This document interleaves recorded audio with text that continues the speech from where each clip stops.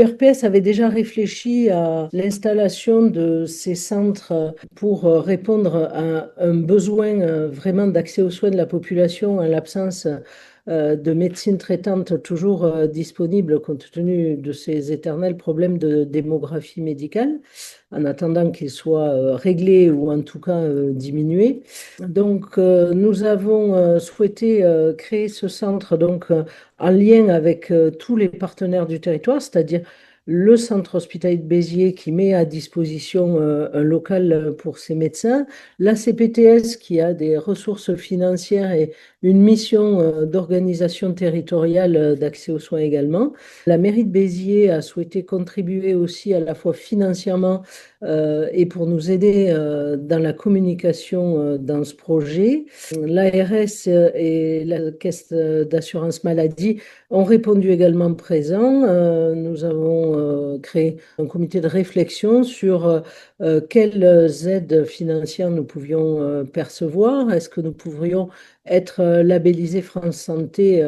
Donc, nous sommes en plein travail pour essayer d'envisager une ouverture autour du 14 juillet. 30 médecins ont souhaité participer et venir travailler sur une demi-journée sur leur temps de repos. Je voulais souligner cette implication et cette fédération des médecins du territoire qui vraiment ont perçu ce problème de nombreux départs à la retraite sur Béziers et sa petite couronne pour favoriser cet accès aux soins des patients qui n'ont pas de médecin traitant. Ce centre ouvrira pour justement aider les urgences en recevant les patients qui ont plus besoin d'une simple consultation médicale qu'une consultation dans l'infrastructure du service des urgences, mais également tous les patients sans médecin traitant qui ont besoin d'une consultation médicale de façon aiguë. Je ne parle pas d'un simple renouvellement d'ordonnance, mais vraiment d'une consultation médicale.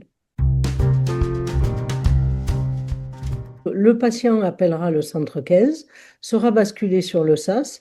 La CPTS a mis à disposition un standard téléphonique pour une prise de rendez-vous.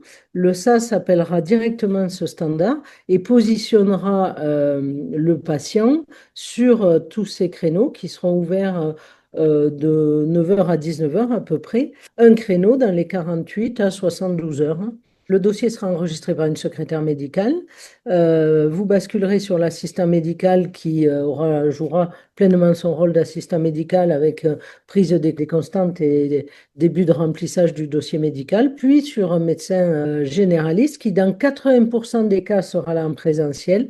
Il reste 20% de cas pour des médecins généralistes qui se sont engagés mais qui ne peuvent pas quitter leur cabinet, soit parce qu'ils sont maîtres de stage avec un interne qui n'est pas en autonomie, soit parce qu'ils sont très éloignés de ce centre et ne veulent pas passer une heure aller, une heure retour.